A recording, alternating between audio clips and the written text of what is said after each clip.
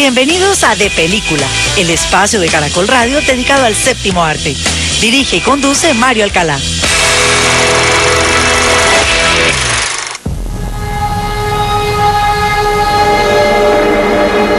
Solía no tener nada.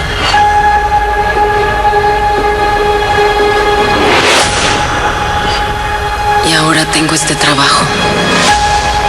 Muy buenos días a todos los oyentes de Caracol Radio en Colombia y en el exterior. Los saludamos en este sábado 10 de julio del año 2021 y a partir de este momento comienza De Película de Caracol Radio, el espacio del Grupo Prisa dedicado al séptimo arte, porque la sala de cine que abre más temprano en Colombia es De Película de Caracol Radio. Todos ustedes, nuestros amables oyentes, nos pueden seguir escribiendo a nuestra cuenta de Twitter @caracoldepeli o lo pueden hacer a través de caracol.com.co/depelícula en hable con el programa. Y allí, además de dejar sus comentarios, sugerencias y opiniones, tienen a su entera disposición todos nuestros programas completos, sin cortes, sin interrupciones, para que los escuchen a cualquier hora del día en nuestra plataforma a la carta, o lo pueden hacer a través de los podcasts que están en TuneIn, iTunes y Spotify.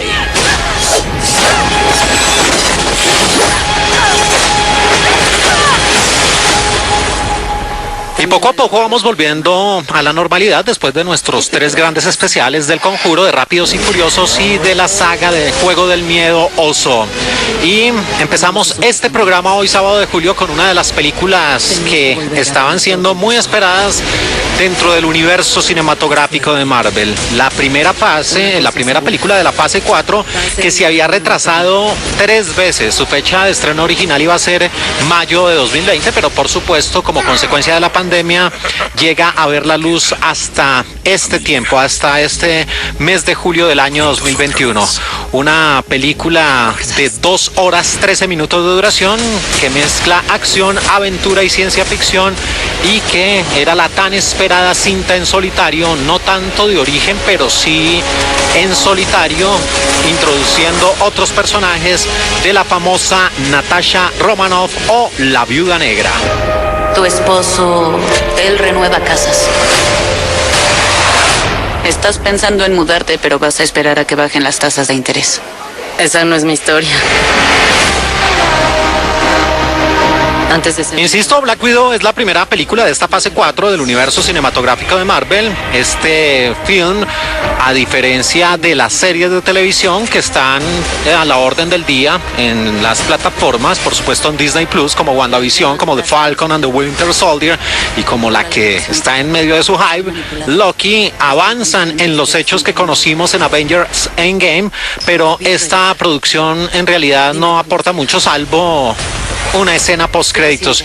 Y como lo dijo su gran productor, el genio detrás de todo este emporio, de todo este universo cinematográfico, Kevin Feige, hace casi 4 años, cuando trabajamos en Infinity War y Endgame, cuando supimos que queríamos llevar la historia de Black Widow a una conclusión lo más heroica posible, también quisimos explorar una parte de su vida que no habíamos visto antes, y esta es la gran explicación de esta película, que cuenta el film ubicado entre lo que vimos en Captain America Civil War, la muy buena producción del año 2016, y Avengers Infinity War, esa primera parte de la gran conclusión de esa tercera fase del universo cinematográfico de Marvel. Y para esta Viuda Negra modelo 2021 aparece en la dirección una australiana conocida por películas como Somersault y también Lore de 2012 y 2004, una australiana que además es guionista. Se trata de Kate Shortland, nacida un 10 de agosto de 1968 en Australia,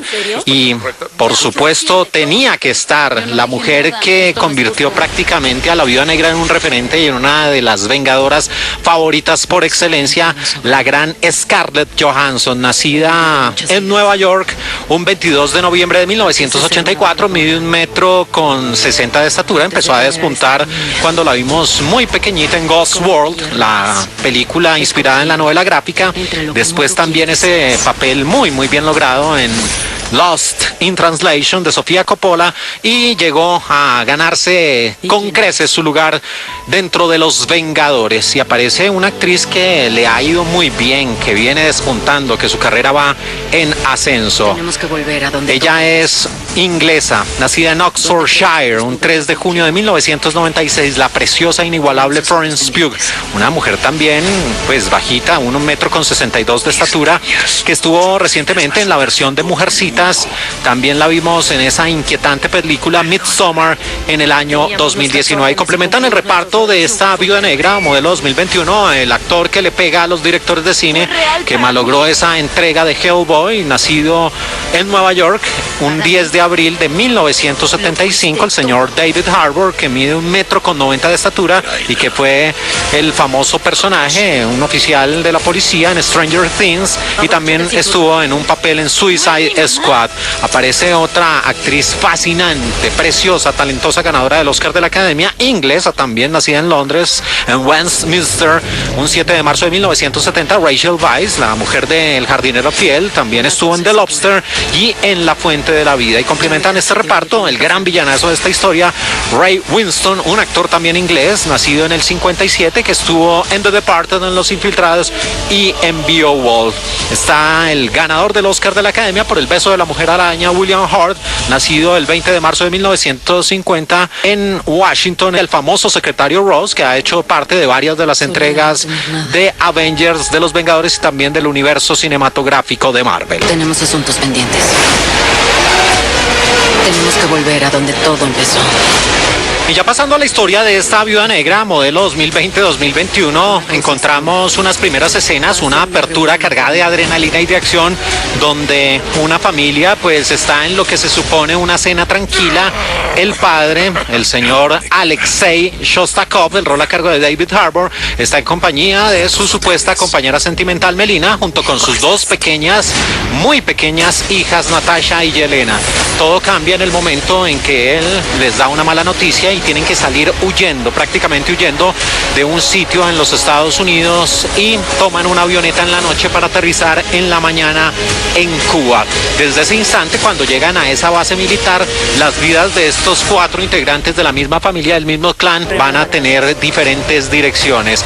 Lo de Natasha Romanoff ya lo conocemos, hemos visto parte de sus orígenes a través de flashback en las diferentes películas del universo cinematográfico de Marvel, pero aquí empezamos a conocer a los otros integrantes de esta particular familia. Yelena Belova, el rol interpretado por Florence Pugh, una mujer que hizo parte de ese famoso Red Room, de ese famoso cuarto rojo, donde se entrenaban y creaban a las letales viudas negras. El otro que vamos a conocer parte de su historia es el famoso Alexei Shostakov, o el famoso Red Guardian, otro de esos personajes muy esperados dentro del universo cinematográfico de Marvel, porque viene siendo la contraparte o la versión soviética o rusa del Capitán América. Y Melina, el rol de Rachel Weisz, una mujer que también va a tener una importancia dentro del desarrollo de lo que han sido la creación de las viudas negras y su constante presencia y cercanía con ese cuarto rojo. Y hablaba del gran villanazo de esta historia, el general Dreykov, interpretado por el actor británico Ray Winstone, que es un hombre que desde el principio tomó a estas hermanas, a Yelena Belova y a Natasha Romanoff, y las entrenó para convertirlas en esas asesinas letales, en esas viudas negras. Pero este hombre, por supuesto, tiene tras de sí una serie de secretos que se van a ir revelando a lo largo de la película, y donde va a estar muy presente pues esa supuesta relación de familia que existe entre esos 4 miembros originales del clan. Y todo cambia en el momento precisamente en que Yelena está realizando una misión encomendada por el general Dreykov, pero después de una pequeña lucha, ella recibe una descarga con unas cápsulas rojas que van a ser también importantes dentro del desarrollo del guión del relato, y prácticamente como que renace, como que despierta la vida, como que sabe que ella no es una asesina, que tiene algo de humanidad, y en ese redescubrimiento contacta a su hermana Natasha Romanoff para tratar de liberar al resto de viudas, y van a reunir a la familia que se separó después de ese viaje accidentado a Cuba. Y ya en este presente pues el Red Guardian es un hombre que había pasado por prisión, que está bastante gordo, que no es lo que solía hacer, y por supuesto Melina estuvo alejada, continúa dentro de los experimentos científicos y militares que tanto acostumbraba, y allí va a aparecer otro personaje que también es el gran villano de esta historia y que va a perseguir de manera implacable a estas dos hermanas, a Yelena y a Natasha, y se trata de otro de los grandes personajes de los cómics, Taskmaster. Tenemos asuntos pendientes. Mis niñas son las niñas más rudas de todo el mundo. Bueno, y con esta Viuda Negra hay que decir que es una película que tiene pros y contras.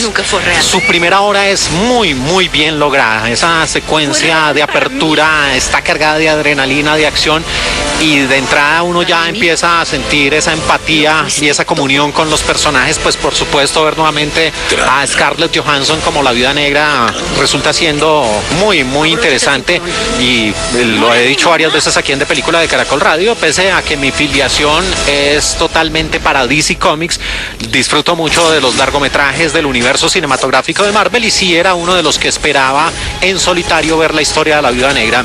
Y estos orígenes, o complementar estos orígenes introduciendo a su familia, está muy bien. El rol de Yelena Belova, interpretado por Florence Pugh, le aporta tanto, y es que esta actriz de verdad es descollante y es de lo mejor que ha dado el cine en los últimos años. El Red Guardian, pues ahí queda en un personaje muy marveliano en cuanto a lo cómico, porque pues uno esperaría ser más centrado como el mismo Capitán América, teniendo en cuenta pues que es la contraparte rusa. Entonces esperaría un personaje más oscuro. Ya me estoy metiendo en terrenos de puristas como los cómics, pero el personaje de David Harbour me parece que se pasa más allá de lo cómico. Lo de Rachel Weisz también resulta siendo interesante, y el general Draco. Pero aquí viene uno de, bueno, los dos peros que se le pueden poner a esta película. El primero es que después de esa primera hora muy bien lograda, en la segunda se cae. Escenas incoherentes, escenas forzadas por secuencias que le pierden como el buen trabajo que se había hecho en la primera parte. Entonces ya todo resulta siendo forzado y poco creíble. Y para los que esperaban ese villanazo que en el trabajo previo de investigación de lo que era Taskmaster, pues se veía a una especie de hombre muy parecido al Soldado de Invierno, con grandes traumas, que había jugado en los dos bandos, que había sido un archivillano, un antihéroe, pero que participó también en uno de los escuadrones de los Avengers, en una de las formaciones, pero que tenía un pasado oscuro tras de sí, que tenía problemas mentales, sobre todo sus problemas mentales, que eran su gran debilidad, y que tenía la fuerza para copiar y para imitar al resto de los integrantes de los conocidos superhéroes de Marvel. Pero aquí, tratando de darle un giro de tuerca y muy al estilo del empoderamiento femenino que nos presenta la Viuda Negra, se pierde ese personaje de Taskmaster, se le da una vuelta de tuerca increíble que de verdad afecta muchísimo, y me imagino que para los fanáticos, ultra fanáticos de Marvel, pues querían ver un mejor Taskmaster y no este resultado final. Esto, sumado a ese declive en su segunda hora, pues hace que esta película no sea tan interesante, pero que valga mucho la pena verla. De verdad vale mucho ver La Viuda Negra. Si ustedes quieren, pues ya por supuesto está en las salas de cine. Si son afiliados a Disney Plus, tienen que pagar 50,000 pesos para verla, porque así funciona esta plataforma. Pero en realidad tiene mucha acción, mucha adrenalina. El CGI, como siempre, al buen estilo de Marvel, muy bien logrado, secuencias memorables, y ver el trabajo de estas dos mujeres que cuando ellas interactúan tienen los mejores elementos cómicos y que no son forzados como muchas veces nos tiende a entregar Marvel. Así que uno de los grandes estrenos de la semana, la película, tan merecida película en solitario de Black Widow, La Viuda Negra, que viene a destiempo porque ya conocemos muchas cosas y que ni siquiera salva su secuencia. Ojo, tiene escena post créditos que en realidad no resulta siendo tan apabullante o tan interesante o tan sorprendente como lo habíamos visto en otras escenas post créditos de este universo cinematográfico, pero bueno, ahí ustedes se van a dar cuenta de qué va esa escena que viene post créditos. Así que uno de los estrenos de la semana, 2 horas 13 minutos de duración, La Viuda Negra o Black Widow modelo 2020-2021. Cometí errores, escogiendo entre lo que el mundo quiere que seas. En De Película, el estreno. Jeg er i bilen. Jeg skal bare have en dansk mand. Uden citrus. Uden citrus. Ja. Godt. Jeg har lige et par ting, jeg skal læse op på til i morgen. Vi andre vil rigtig gerne starte nogle bobler. Det er ikke helt. Ja. Skal høre, jeg har fundet en champagne til jer her fra 2013. Sådan der, du får et rigtig godt glas. Og det, der er kendetegnende... Estamos en De Película de Caracol Radio, la sala de cine que abre más temprano en Colombia en este sábado 10 de julio del año 2021, y hablamos de uno de los estrenos de la semana. una película que está en la cartelera nacional y que tiene como gran carta de presentación el ser la ganadora del premio a mejor película internacional en la pasada edición del Oscar de la Academia. Una producción de comedia y drama que tiene como telón de fondo el exceso en el consumo del alcohol y también, por supuesto, los problemas que genera el alcoholismo. Una extraordinaria, magistral producción danesa de 2020, titulada originalmente Drug, y que ustedes tienen ya en las salas de cine como Otra Ronda. Siger vi skål og tillykke. Ja, tak. Skål. Ved du hvad, Martin, den smager sgu godt, den her. Det er synd, du er så fornuftig. Skål. Det er det faktisk lidt. Men spørgsmålet er, hvad der i virkeligheden er fornuftigt. Y esta producción Otra Ronda tiene como director a un muy talentoso realizador, nacido en Copenhagen, Dinamarca, un 19 de mayo de 1969, que además es actor y guionista, el maestro Thomas Vinterberg.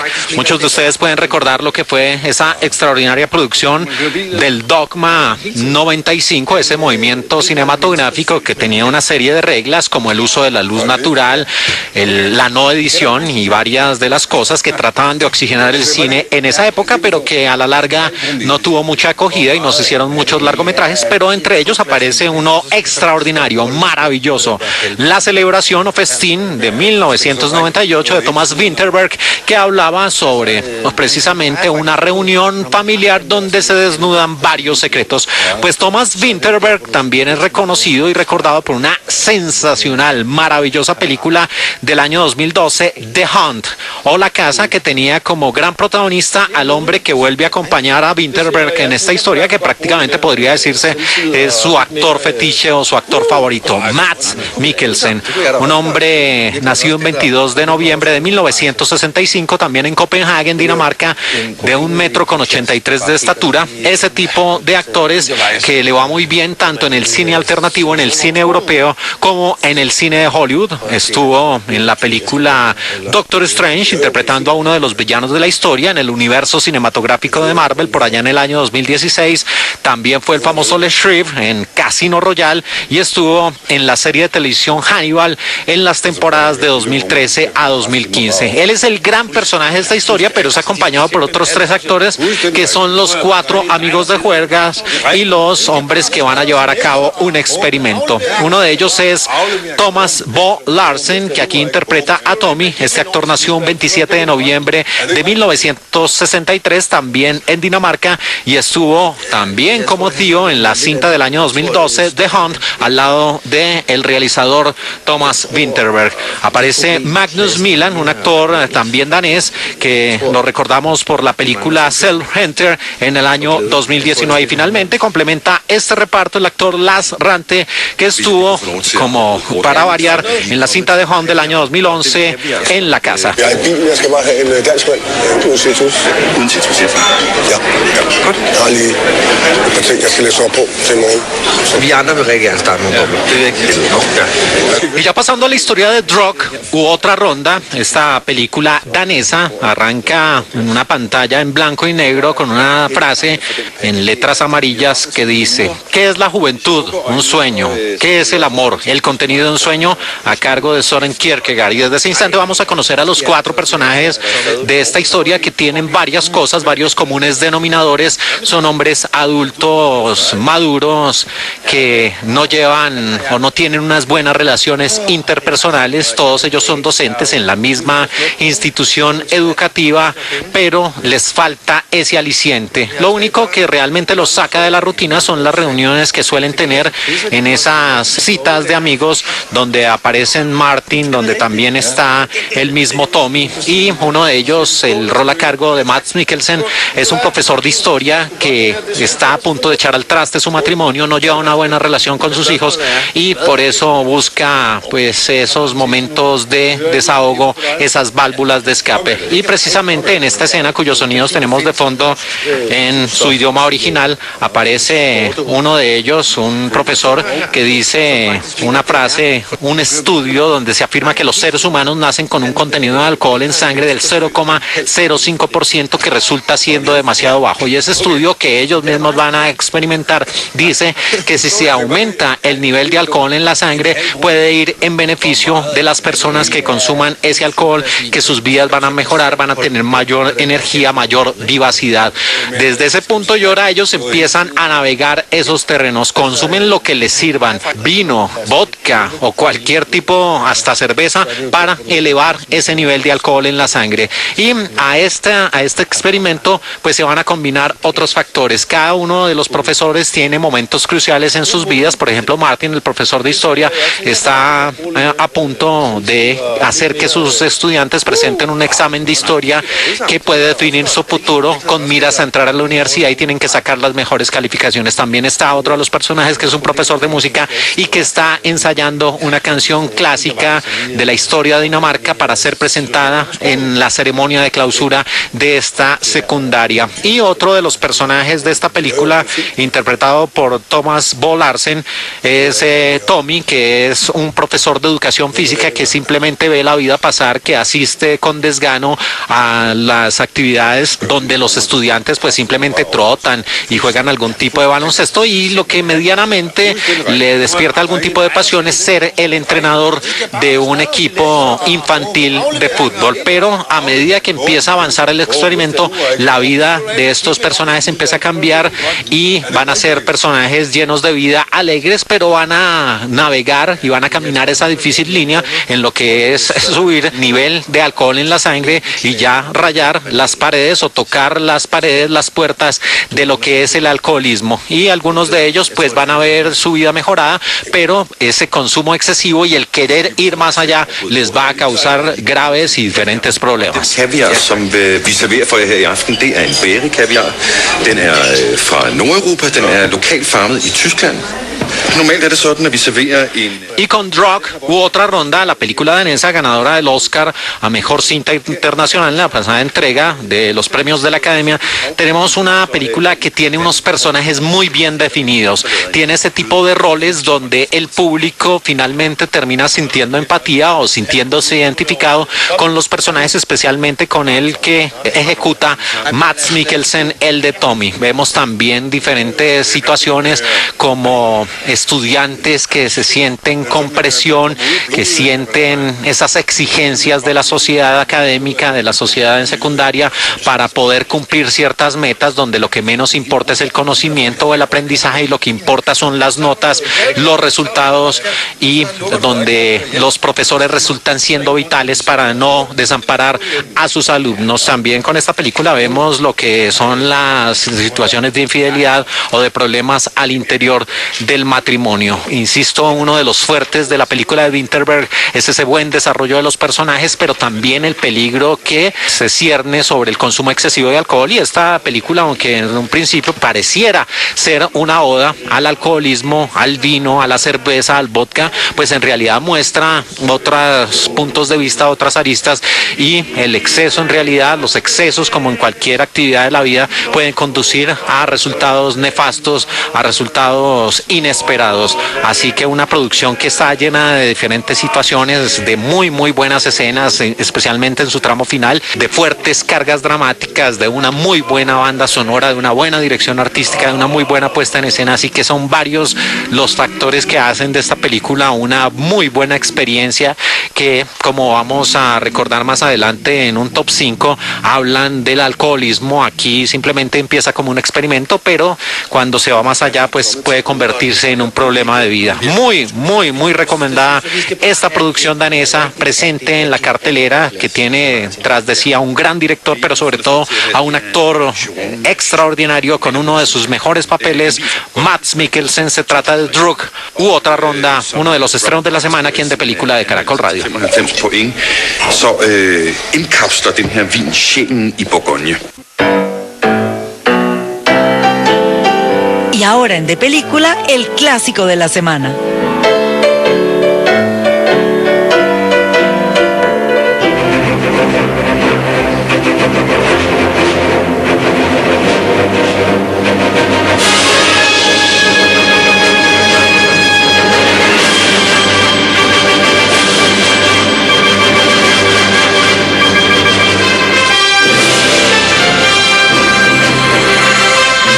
Continuamos aquí en De Película de Caracol Radio, la sala de cine que abre más temprano en Colombia en este sábado 10 de julio de 2021 y llegamos a nuestra sección del clásico de la semana, que en realidad son varios los clásicos, incluyendo este cuya música original tenemos de fondo, compuesta por el maestro de maestros John Williams, la partitura para Superman, la película. Y es que infortunadamente en esta semana que termina falleció un hombre que nació bajo el nombre de Richard D. Schwartzberg, pero que el mundo cinematográfico conoció como Richard Donner, nacido un 24 de abril de 1930 en la Gran Manzana en Nueva York, que nos deja un legado cinematográfico importante y del cual recordaremos algunos de esos grandes filmes aquí en De Película de Caracol Radio, recordando que también triunfó en la televisión dirigiendo varios episodios para series tan conocidas para el público en Colombia como Petrocelli, como Kojak y también Las Calles de San Francisco. Pero aquí en De Película de Caracol Radio, en nuestro estilo particular,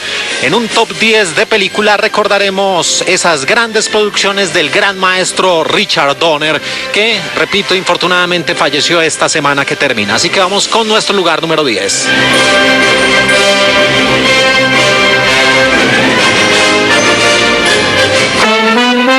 Número 10. Edward Bunker. Sí, soy yo, oficial, Eddie Bunker. Aquí estoy, en la última celda. Vuelve en una hora. ¿Cómo que vuelvan? Oficial debe llevar un traje cuando se vaya. No ha llegado. Sácalo rápido de ahí. Dijeron que tenía que ir de traje. No, sí, me tienen que traer un traje, oficial, es de 3 piezas, gris. Tiene estilo, es de 3 botones, gris con dobladillo. Trajeron el... Una de las marcas o de los sellos cinematográficos que tenía la filmografía de Richard Donner era presentar acrobacias humanas en caída libre en casi todas sus películas, y en esta no fue la excepción y se convirtió en el último largometraje que dirigió el maestro Richard Donner en 2006 con 105 minutos de duración y con el guión de Richard Wenk, la película 16 Blocks, su título original, que se presentó en Colombia como 16 calles, una producción con un reparto encabezado por Bruce Willis, acompañado de Mos Def, también David Morse y Dick Fong. Y esta producción era una mezcla de acción y de suspenso, cuando el detective de la policía de Nueva York, Jack Mosley, interpretado por Bruce Willis, tiene como misión llevar a un delincuente, Eddie Bunker, que está citado para testificar ante un gran jurado. El testigo se tiene que presentar ante el estrado a las 10 de la mañana y entonces este agente Mosley empieza a transportarlo por las diferentes calles de la Gran Manzana, pero su adicción al alcohol hace que pare en el camino y que decida tomarse un trago, dejando al personaje de Mosley ahí adentro del vehículo. Lo que sucede después de ese punto y hora es que varios de los interesados en que este testigo no llegue a la corte van a comenzar prácticamente una cacería, y allí este agente Jack Mosley tiene que sacar adelante con vida al personaje. Una producción del año 2006, insisto, la última que dirigió el maestro Richard Donner. Nuestro lugar número 10 de 2006, 16 bloques o 16 blocks. Oye, hermano, te voy a hacer una pregunta. Es que quiero resolver esto. Más conduciendo justo en un huracán, ¿sí? Número 9. Radio Flyer, el gran vuelo. Bobby, cierra la ventana. Hace 3 horas que vas volando.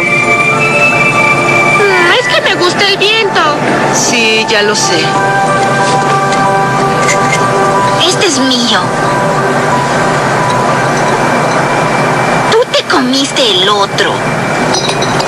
Pero si es el último. Está bien, lo compartiremos. Mitad y mitad, toma. Un día antes de... Posición número 9, recordando al maestro Richard Donner, un hombre que también tenía como sello cinematográfico realizar largas tomas mirando a los actores a través de huecos en el escenario o entre otros actores en la escena. Y llegamos a esta película, como escuchábamos ahí en sus sonidos en el español latino, que se tituló originalmente Radio Flyer y que en países como Colombia se conoció como El Gran Vuelo, en otros lugares, en otras latitudes, como La Fuerza de la Ilusión. Una película de 1992 con el guión de David David M. Evans, y en el reparto aparecía la sensacional y fascinante Lorraine Bracco, acompañada de John Hurt, y también un muy joven, un niño, Elijah Wood. Y esta cinta de la Columbia Pictures, dirigida por el maestro Richard Donner, mostraba un drama en la infancia y que tenía como telón de fondo el mundo de la aviación. Y aparecen los dos niños protagonistas de 11 y 8 años de edad que deciden crear una especie de mundo surrealista, un mundo fantástico para escapar de las agresiones de su padrastro, que tiene serios problemas con el alcohol. Y ambos jóvenes, ambos pequeños, sueñan con volar y por eso deciden construir un avión de verdad, pareciendo los hermanos Wright, pero por supuesto ya después de que se hubiera inventado la aviación, pero insisto, todo dentro de un mundo de sueños y fantasías. Una película que mostraba otra vertiente dentro de los géneros cinematográficos que manejó el maestro Richard Donner. Esta producción de 1992, El Gran Vuelo, Radio Flyer. Ay, yo tampoco fui, papá. Entonces fue el... ¡Qué asco! ¡Fuera! ¡Fuera! ¡Fuera de aquí! ¡Fuera! ¡Sal de aquí! ¡Fuera! ¡Sal! Número 8. ¿Alice Sutton? Tienes que hacer cita como los demás. Bueno, puedo hacerla ahora o en un par de minutos. Puedo esperar aquí si está ocupada. Da la vuelta. Claro. No veo la conexión. Una vez, por favor. 6 terremotos en 3 años y medio y un transportador en órbita por cada uno. Lugar número 8 en las películas de Richard Donner. Estos sonidos en el español latino nos llevan al año de 1997 con una película protagonizada por uno de los actores, si no el más, el actor fetiche, el actor por excelencia de el maestro Richard Donner, así como para Martin Scorsese en algún momento fue Leonardo DiCaprio, que aparecía en el mayor número de largometrajes.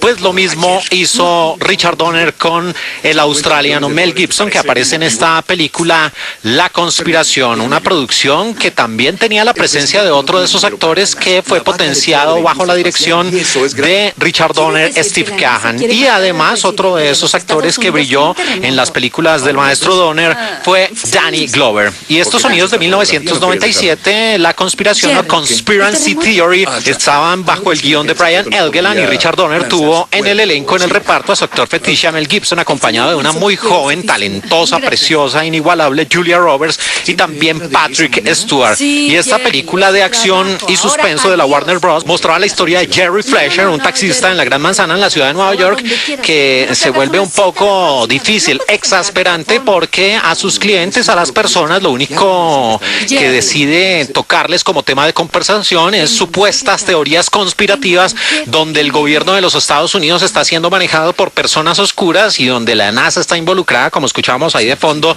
para crear una serie de terremotos. Y parece que la gota que rebosa la copa es cuando este hombre dice que está a punto de ser asesinado el presidente de los Estados Unidos. Por eso decide acosar a un ayudante del fiscal, al rol a cargo de Julia Roberts. Ella al principio también no sabe cómo quitárselo de encima, cree que este hombre está chiflado, está loco, pero una serie de acontecimientos empiezan a darle la razón, y después estos dos personajes van a tratar de evitar un posible secuestro y una tortura para que confiesen ese conocimiento acerca de esas teorías conspirativas. Una muy entretenida película dentro del cine de acción y de espías. Este es nuestro lugar número 8 de 1997, El Complot.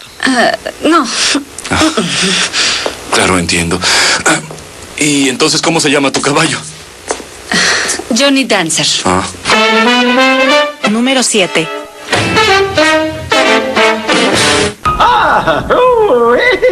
¡Qué bienvenida! ¿Cómo estás, muchacho? Tú, disculpa, me voy a preparar un trago.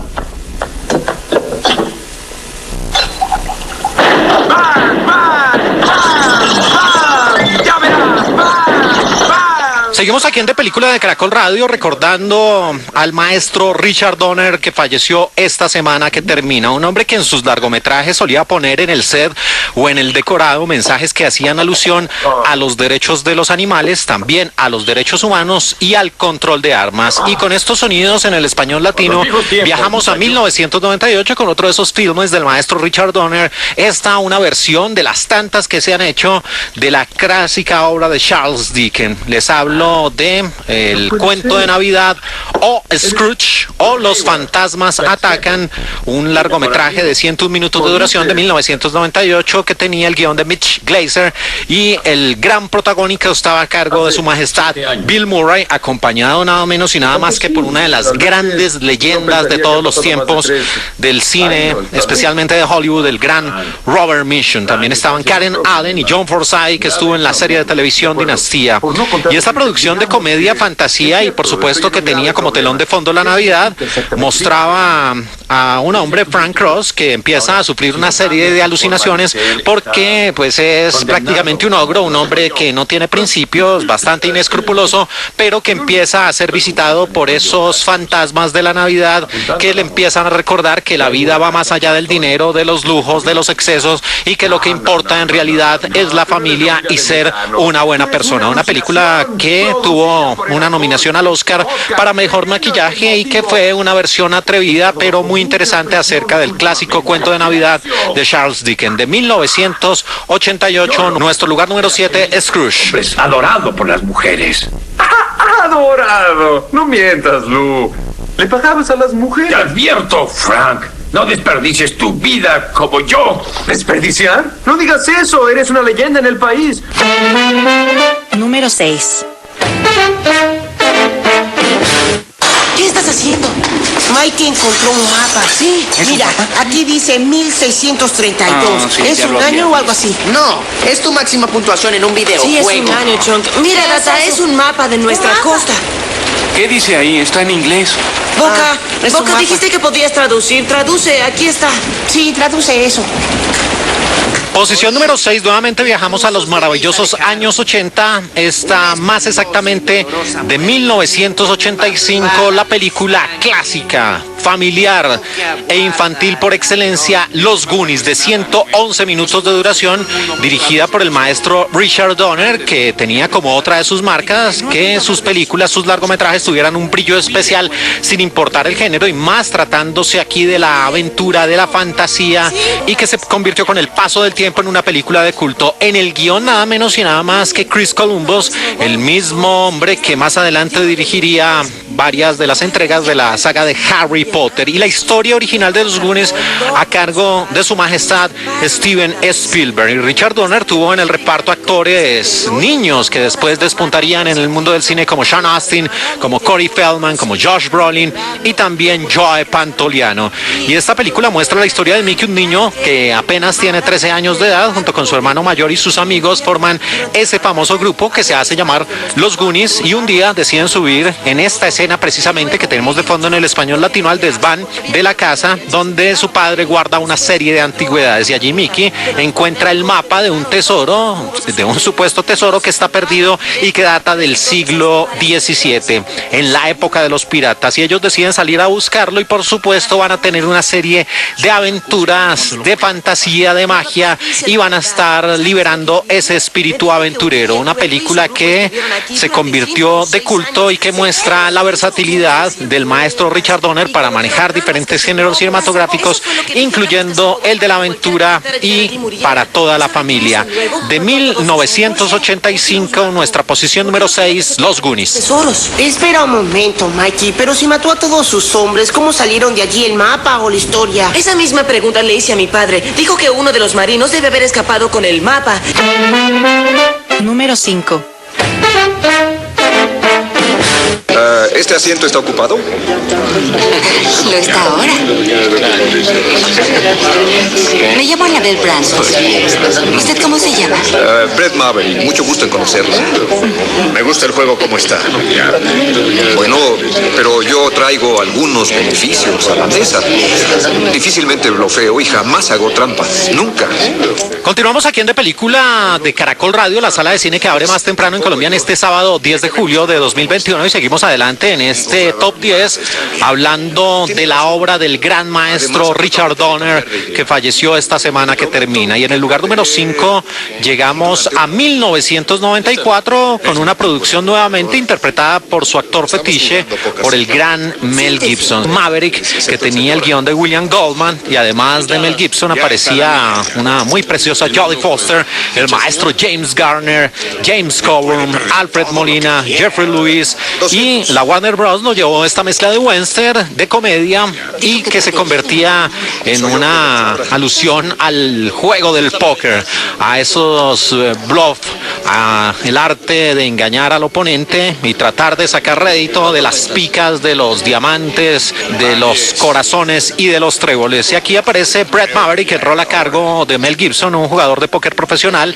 que es un timador, un gran embaucador, pero ampliamente carismático y de buena cuenta para las mujeres. Este hombre necesita $3,000 para poder participar en una gran partida de póker que se va a dar en una región de los Estados Unidos, y allí se organiza esa partida en un barco fluvial de esos que recorren los grandes ríos en los Estados Unidos, en Luisiana, y empezará en pocos días. Y entre los jugadores se encuentra pues Annabelle Bransford, el rol a cargo de Jodie Foster, que puede ser más embaucadora y más mentirosa que el propio Maverick, y todo se complicará cuando ahí sale a relucir un viejo enemigo de Brett Maverick, el Marshall St. Cooper. Una película que mezclaba muy bien el tema del póker, del romance, y muy al estilo western, otro de los géneros como el western que manejó el maestro Richard Donner. Y varios de los actores en varias de sus entrevistas dijeron que uno de los sellos característicos de Richard Donner en el set de grabación era su energía, que se manifestaba a través de su voz profunda y ronca. Esta producción de 1994, nuestro lugar número 5, Maverick. Caballeros, esta mano no cuenta. Venga, tómenlo todo. Lo que digas estará bien. Número 4. Dame el hacha, el hacha. Buenas tardes, señor. ¿Milady? Mi compañero de armas y yo necesitamos hospedaje esta noche. No hay lugar aquí. Pues pagaremos por esto. No nos falta compasión para los desdichados.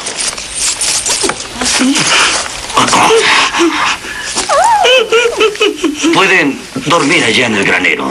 Lugar número 4, otra de esas películas de culto y también llena de fantasía, y también seguimos en los maravillosos años 80, esta de 1985, Lady Hawk o Lady Halcón. Una producción que, además de la dirección del maestro Richard Donner, tenía en el guion a Tom Mankiewicz, y en el reparto aparecía Michelle Pfeiffer, un muy joven Matthew Broderick, y el ya fallecido maestro Rutger Hauer, ese famoso replicante de la extraordinaria película de Ridley Scott, Blade Runner. Y esta aventura llena de romance, de fantasía, de magia de la Edad Media, donde aparecía incluso la magia y la brujería, muestra una leyenda acerca de una diabólica venganza del obispo de Aquila, que consistió en hacer imposible el amor entre Navarre, el rol a cargo de Rutger Hauer, e Isabel, interpretada por Michelle Pfeiffer, aliándose con las fuerzas del mal. Este obispo consiguió hechizar a los amantes, donde consiguió que ella se convirtiera en halcón durante el día y él sea un lobo por las noches, y así tengan que vagar eternamente, unidos pero a la vez separados. Pero allí van a encontrar la ayuda de un joven lacayo, Philip Gaston, el rol a cargo de Matthew Broderick, que podría revertir esta situación y poder derrotar esta maldición del malvado obispo. Una película que tuvo 2 nominaciones al Oscar de la Academia, incluyendo mejor sonido y mejores efectos de sonido, y que de nuevo, muy al estilo de los largometrajes de Richard Donner, se convirtió con el paso del tiempo en una película de culto de Richard Donner, que tenía como cábala o como costumbre a la hora de dirigir no contratar al mismo compositor musical 2 veces, solo con excepción del maestro Jerry Goldsmith, con el que finalmente participó en otro largometraje, donde está una película que no le fue muy bien en taquilla, Timeline. Esta producción de 1985 ocupa nuestra posición número 4, Lady Hawk o Lady Halcón. Estoy soñando que estoy dormido. Lo más seguro es que tal vez estoy dormido y sueño que estoy despierto. Número 3. Supongo que el fuego no lo destruyó todo. Habrán quedado récords al menos. Me dispiace, pero creo que todos los récords se destruyeron. Pero no es posible que hubiera papeles almacenados en otro lugar. No sé, no lo creo. Escúcheme. Esto es muy importante para mí.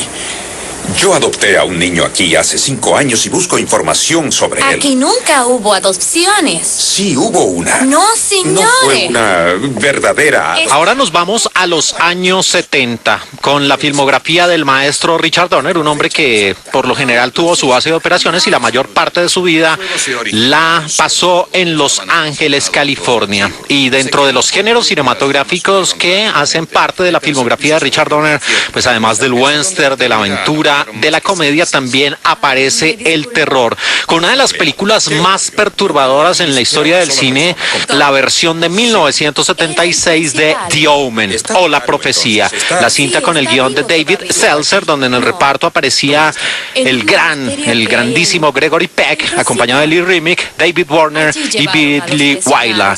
Y esta producción de la 20th Century Fox mostraba, por supuesto, además del terror, esos eventos paranormales, sobrenaturales, y que tenían como telón de fondo aquí la historia muestra cuando Kathy Thorne da a luz a un bebé muerto, empieza a surgir una serie de situaciones que podrían estar resquebrajando o terminando este matrimonio, y Robert le oculta la verdad a su esposa para evitar precisamente que suceda esto, y sustituye a ese niño muerto por uno que consigue, como escuchamos aquí de fondo en el español latino, en un orfanato, donde en extrañas circunstancias pues se perdieron los papeles de adopción. Desde ese instante deciden bautizarlo bajo el nombre de Damián, y cuando cumple 5 años de edad, la niñera de este nuevo integrante de la familia se suicida, y lo que sigue a partir de ese momento son una serie de eventos paranormales inexplicables, pero todo encaminado a que el creciente número de muertes hace que Robert por fin se dé cuenta de que el niño que ha adoptado es el mismísimo anticristo, y va a tener que eliminarlo para que no se cumpla esa terrible profecía. Insisto, una de las películas más perturbadoras y mejor realizadas dentro del cine de terror de todos los tiempos, que tuvo nominación al Oscar de la Academia, 2 nominaciones, ganando a Mejor Banda Sonora Original. De 1976, nuestro lugar número 3 dentro de las películas de Richard Donner, The Omen o La Profecía. No ha pronunciado palabra desde el fuego. Aquí lo alimentamos, le atendemos y rogamos que se cure cuando termine su penitencia. ¿Penitencia? Pobre del pastor que deja su rebaño. Número 2. Claro, pero esa no es la sorpresa. La sorpresa es que alguien adulteró las píldoras. Cada cápsula contenía limpiacaños. De no haber saltado, habría muerto en 15 minutos. Esto me da asco. Roger, Lucy es más joven con la barba. Gracias, capitán. No es cierto. Te afeitaste la barba. Vaya detective. Nuevamente en los años 80, esta maravillosa producción que abrió la senda de una saga cinematográfica muy interesante, pero cuya primera parte nunca fue superada en calidad, uno de esos grandes largometrajes del maestro Richard Donner, de 105 minutos, Lethal Weapon, Arma Mortal, con el guión de Shane Black, nuevamente con su actor fetiche, el gran Mel Gibson, acompañado de otro de esos actores fetiches, Danny Glover, y aquí aparecía Gary Busey, que en una de las escenas decide coger un encendedor y quemarse uno de sus brazos, mostrando toda su valentía, toda su bravura. También en esta producción estaban Darlene Love y Tracy Wolf, y la Warner Bros. Nos llevó a esta muy buena mezcla de acción, comedia y cine de policías, que de nuevo se convirtió en una película de culto y muestra la historia de 2 agentes dispares, pero que se van a convertir en los mejores amigos y compañeros. Martin Riggs, un policía de la ciudad de Los Ángeles con tendencias suicidas, acaba de pasar un episodio traumático, trabaja con la DEA y fue trasladado a otra unidad donde no se sentía a gusto, y allí aparece como su nuevo compañero Robert Murtaugh. Estoy demasiado viejo para esto, decía este veterano y responsable policía, que además es padre de familia, y ellos dos, aunque al principio pues van a ser polos opuestos, van a terminar trabajando juntos para intentar detener una operación de contrabando de drogas. Una película nominada al Oscar a Mejor Sonido, realizada por el gran maestro Richard Donner, un hombre que en alguna de sus varias entrevistas dijo que su película favorita de todos los tiempos fue Little Caesar, o El Pequeño César, un film de film noir o de cine negro dirigido por el gran Melvin Roy, y que tenía como protagonista al legendario Edward G. Robinson. Nuestra posición número 2 de 1987, Arma Mortal. Dicen que eres experto en artes marciales, tai chi y cosas de esas. Eres peligroso, ¿eh? Tal vez deberíamos registrarte como arma mortal. Número 1. No quiere dármela, jefecito. Luthor, ¿dónde está la cápsula? Bueno, en mi archivo mental. Es una idea que he pensado. ¿Una mente torcida como la suya se divierte con la muerte de inocentes? No. Solo causa la muerte de inocentes. Nuevamente en los años 70, esta de 1978, que costó $55 millones, recogió casi 400 millones alrededor del mundo y fue un suceso cinematográfico y cultural. De 1978, Superman, aunque también en 1980 el maestro Richard Donner se le encomendó la dirección de esta saga cinematográfica. Él redujo la filmación de la secuela para concentrarse en terminar la primera parte, la de 1978, para que fuera un lanzamiento navideño, pero ya cuando se encontraba en el proceso de postproducción de lo que iba a ser Superman 2, un enfrentamiento con los productores Alexander Salkind e Ilya Salkind, los grandes responsables de esas primeras entregas de Superman en el cine, llevó a Donner a ser despedido antes de que pudiera terminar de filmar el segundo film y fue reemplazado por Richard Lester. Y Donner estimó más tarde que había dirigido el 80% de la secuela y vio aproximadamente un 50% de su trabajo en la película que se presentó en las diferentes salas de cine, un efecto Snyder, pero a finales de los 70. Y que en Estados Unidos, en el español latino, llegamos a nuestro lugar número 1, otra película de culto que se convirtió en un referente para el mundo de los superhéroes, de 143 minutos de duración, y del Reino Unido, Superman, la película que tenía en el reparto, por supuesto, al inmortal, al mejor Superman de todos los tiempos, al gran Christopher Reeve, acompañado de Marlon Brando, que cobró un dineral por una esporádica y efímera aparición con unas líneas que se las pusieron en el bebé, bueno, en el bebé de Superman, porque él no recordaba los diálogos, entonces simplemente miraba fijamente a la cuna, a esa cuna espacial, y allí leía sus líneas. También en el reparto estaba Gene Hackman interpretando a Les Luthor, a ese gran villano, Margot Kidder, Ned Berry, Jackie Cooper, Glenn Ford, Trevor Howard. No, el reparto impresionante, y era esta película de culto que mostraba la destrucción de Krypton y cómo este extraterrestre se convierte en la esperanza de la humanidad, adoptando grandes poderes y también llevando una vida de humano encubierto. Una producción que tuvo 3 nominaciones al Oscar de la Academia, incluyendo Mejor Montaje, Sonido y Banda Sonora Original, y que tuvo un premio especial para efectos visuales en la versión de 1978, nuestra posición número 1 dentro de las películas del gran maestro Richard Donner, Superman. Millones de inocentes morirían. La costa como está ahora se caería al océano. Jamás te veré, California. Hola, Costa Nueva, mi Costa Nueva.